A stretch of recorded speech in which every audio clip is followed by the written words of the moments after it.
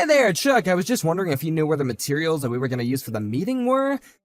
I see some of it in the documents here, but this isn't everything. Do you happen to have the rest of them? What the heck do you think you're doing messaging me at this time, huh? You think I climbed this high in the corporate ladder so that I could have some nobody bothering me after work hours? What materials are you even talking about? I am talking about the things that we need for the meeting that we're going to be having tomorrow. I thought that our department head assigned you to get those ready for tomorrow, didn't she? Oh, those documents. I think the ones that you're talking about, I know. I just figured that since the meeting isn't going to be until the afternoon, that I could wait until tomorrow morning to get the rest of them done. Hold on a second. You were going to wait until tomorrow to get all those documents done? Don't you remember that we got the memo from the headquarters saying that they wanted to move the meeting from tomorrow afternoon to 10 in the morning? Wait, what? When was this? I don't remember any memo going out about changing the meeting time. But Chuck, you were the one that forwarded us all of that when it came through. Don't you remember doing that? Are you kidding me? Did I really do that? I don't remember anything of the sort. But you even told us that in the same email that you were going to make the materials ahead of schedule and you were going to get them done so that we can review them before the meeting. Did I really say that? I don't have the slightest memory about any of that. Well, there was even the bit in the memo where we could respond and that we had all seen it and marked them as read as well. But is this really true? I don't remember doing any of this at all. Chuck, you seriously need to go back to the office and finish up all these documents right away. Actually, I don't think I'm gonna do that. You're my subordinate. You should do it all. Hold on a minute. You're really gonna give me all the work just because you were leaving to do them at the last minute? That's right. I'm your boss, and I have a right to distribute work as I see fit. So now it's your problem and not mine. Look, Chuck, I'm really sorry, but I've got to make materials for another meeting, so I have my hands full with that. If you're really making materials for one, then surely you should be able to handle making enough for two. It's hardly even more work for you at that point. Well, I just think that it's gonna take me a lot of time to get everything done in time. You really are a lazy guy, you know that. When I first heard that we were hiring someone with only a high school diploma, I was wondering what the higher-ups would be thinking. But now I see that my first impression of you was right. You have no idea what you're talking about at all, so let me make this very clear to you. You will do what I say when I say it. You know that you can't just treat the employees like this, right? I mean, you're not being fair at all. No, I am being more than fair right now. In fact, I'm giving you special training so that you'll become an even better employee. That is why you're gonna do the work that I give to you, and you're gonna be thankful for the opportunity to prove yourself to me. Anyways, I'm just getting home right now, so make sure you have everything done by tomorrow, got it? Chuck, wait, you can't do this.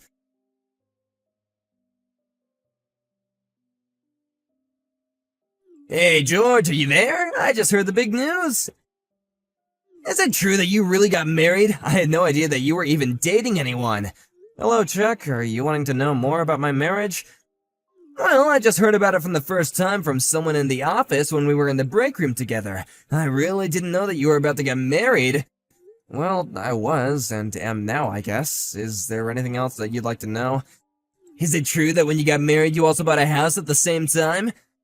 Actually, we haven't bought anything yet, but we are already talking about buying a home for the two of us, yes. Now that my wife and I are married, we have a lot of big decisions to make about our future. I don't believe it. You mean to tell me that some loser who can only have a high school diploma can afford to get married and is thinking about buying a house? You really have got some nerve, you know that? I mean, just who do you think you are? You think you're better than me or something? Here we go again. I just mean that if you're married, then your wife must be a bit of a weirdo, too. If this lady thinks it's a good idea to marry someone in your position, then you're either lying to her, or there's something wrong with her, too. Maybe you're just with her because she's all messed up and does crazy stuff in the bedroom. Is that why you two are married? Chuck, I don't care at all what you have to say to me. You can insult me and put me down all you want. But I draw the line at you saying anything that vulgar about my wife, do you understand me? Excuse me? Just who do you think you're talking to like that? You seriously have got some nerve. I just want to make something clear with you, Chuck. The reason that I wasn't able to go to college after I finished high school was because my dad died. My family didn't have the money to send me to college after that. I had to work to help take care of the rest of my family. So I really appreciate it if you would stop talking to me as if you know my life or what I've gone through before I got here, okay? Because not only is it rude, but it's also against the rules of how you can treat people in the office.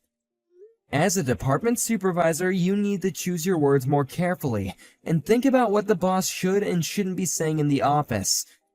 Just who in the world do you think you are, telling me how I can and can't talk in the office, huh? Do you think you're the boss around here? Who died and made you the compliance officer for the whole office? Well, I don't think that anyone died, but you are right that I have been selected as this year's compliance officer. Wait, are you serious? You're really the CEO for the office this year? That's right. Anyways, I got a meeting with our department heads to attend to and some clients, so I gotta leave now. Hold on just one second. Are you telling me that you're working directly with the department heads? But you can't just skip over me and work with her. What the heck is going on here?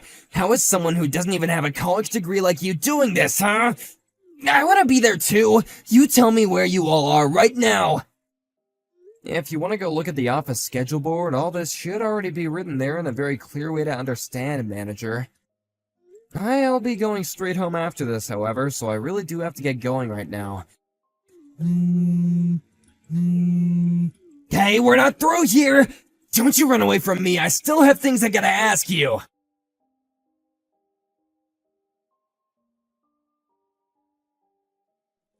Hey there, George. I just wanted to let you know that I think you did a really great job today. It seems to me like you've been making some real great improvements ever since you started working there. Thank you so much. It really means a lot to me that you're saying that. And I certainly didn't expect to be treated to Lucy's cooking after we finished work. Well, she was really hoping to get to do that with you, actually. I told her that we were going to be working together, and then you were going home after our meeting. But when I told her, she told me to invite you over for dinner instead. She was so excited that she told me that she was going to go out right away and buy something to cook for us to dinner. Well, thank you so much for your kindness. It really does mean so much to me. Well, I'm not the one that you should be saying thanks to, you know? You're right. Please tell Lucy how grateful I am for her thinking about me like that. Tell her the dinner was delicious. Of course, I'll be sure to do that. And I'm sorry to be asking you to work a little tomorrow even though it's Saturday. You mean about seeing you off at the train station? I can do that, no problem. You wanted me to pick you up and take you over at about 8 in the morning, right? Yeah, that would be perfect. Thank you so much for that.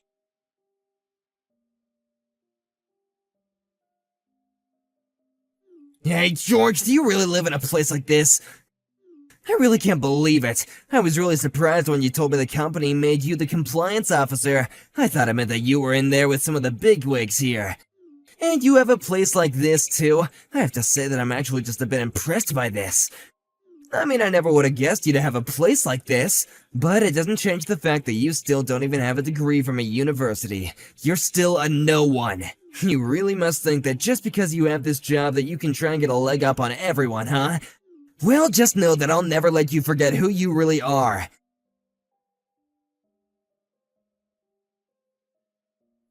Hey there, George, I just wanted to let you know that I'm having a really great barbecue. I was gonna invite you to it as well, but I heard that you were going to be out of town doing something. Hello there, Chuck. Sorry, I'm not quite sure what you're talking about, actually. What is this about? Oh, I didn't tell ya. I was gonna be having a little barbecue party, and I was thinking of inviting you, but I guess you weren't here to be able to enjoy it. Well, yeah, I did have something to do this morning, but it's not like I'm out of town or anything like that. I'm actually already home right now. Oh man, this meat is good, and you're not gonna get to eat any of it. Okay. You enjoy that, I guess, Chuck.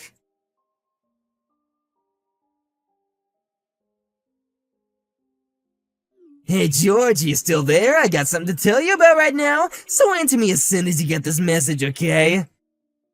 Hello again, Chuck? I normally don't hear anything from you this often when it's the weekend, so what is it this time? Oh, I just wanted to let you know that I was having a barbecue at your house and there was a fire. Wait, what? A fire? You had a fire at your barbecue party? Is everyone okay? Well, I'm actually going home, but I was having the barbecue party at your house, so anyways, good luck putting that fire out. I'm gonna come back once the fire is put out to get all my supplies that I brought over, but you might want to deal with the fire going on in your lawn, bro. Hold on just 1 second, Chuck.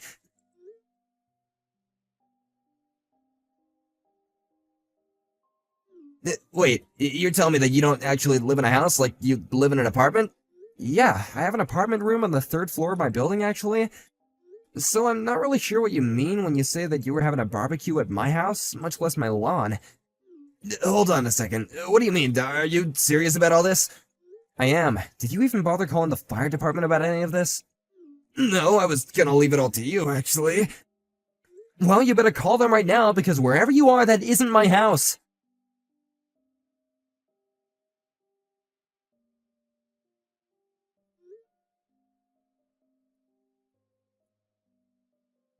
No, Cecile, well, what an honor it is getting a message straight from you. It isn't every day that I hear from you.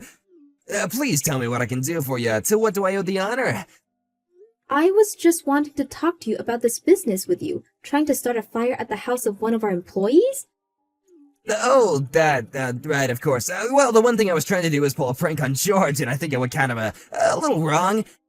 He told me that I could have a barbecue at his house if I wanted to, but then he gave me the wrong address, so anyway, I ended up going to the wrong house, and I guess you know the rest from there. Right, well, that so-called wrong house was actually my house. Wait, I'm sorry, what? That was your house? That's right, it was my house, and I wouldn't have minded as much if there was just a little bit of damage.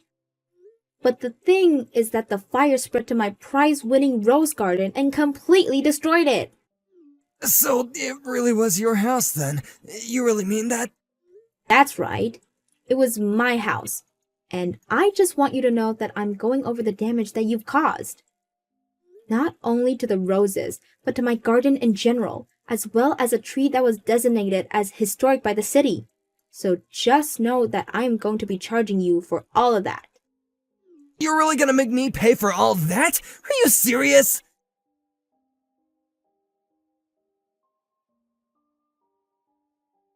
How could you do this to me? You never told me the house that you were sending me to was Cecile's. I didn't send you anything, although I did hear from one of Cecile's neighbors that they weren't able to put out the fire in time, that they did remember talking to you. They told me that you told them that you had permission from Cecile to do what you were doing. You're honestly lucky that your fire didn't end up burning the whole house down, you know that? I mean, did you really do all that just because you thought that it was my house? But, I mean, you told me that, you just got married and had gotten a new house, so I thought that I would go and check out what the new house was that you were living in. And that's why I was saying that I was really surprised about your house. I had no idea how a little nobody like you could afford such an amazing place with a perfect yard like that! I see. So basically you're saying that you thought that Cecile's house was actually mine? But, I mean, I saw you go up to this house after you finished up with work the other day. So how is it that you don't live there? Are you talking about a couple of days ago, when I went home from work that day? That's right. I just happened to see your car while I was out, and so I got into mine, and I thought that I would follow you home so I could make fun of where you lived.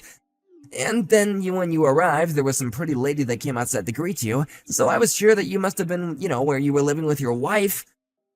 Well, I don't know what else to say, but that's not my house, and that is not where I live with my wife. But how can that be? What did I even see then? You do remember that I told you that I was talking with my wife about where we were gonna live, right? And I told you that we were still talking about where our house was gonna be. Did you really say that to me? I don't remember that at all. Are you sure that's what you told me about where you and your wife would be living? That's right. I'm sure that I told you that my wife and I hadn't decided on where we were gonna live yet. I'm sure that if you scroll up throughout our other conversations that you will say that I told you just that much as well. But then, I don't understand. Why were you going to Cecile's house then? Well, that would be because after I finished work the other day, I was invited there by Cecile, if you must know. And the other person who came out to greet me was actually Cecile's daughter, my wife. You're kidding me! That's right, so basically you thought that my mother-in-law's house was my house because my wife is still living there while we settled on a good place to move to. But then, what does that mean for me? What's gonna happen now? That sounds like something that's gonna be settled between you and Cecile.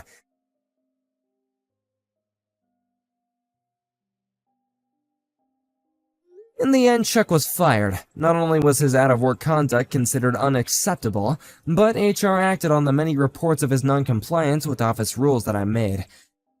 I imagine that he was probably charged with some kind of mix of breaking and entering and arson, but I never really asked Cecile what she did after Chuck was fired.